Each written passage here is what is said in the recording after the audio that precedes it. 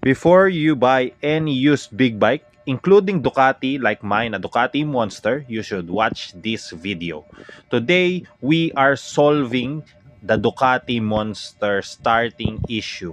Hindi siya nag-i-start. But before that, of course, let's go take our first coffee of the day to energize. And of course, siyempre hindi mawawala yung nag-check tayo ng Hot Wheels. Alright, ano ba yung mga kailangan nyo kung bibili kayo ng used na motorcycle, mapa big bike man yan or hindi? Of course, kailangan nyo ng trusted mechanic if hindi kayo mechanically inclined. Hindi lahat nagkakalkal ng motor. Especially ng mga big bike or European big bike like this one.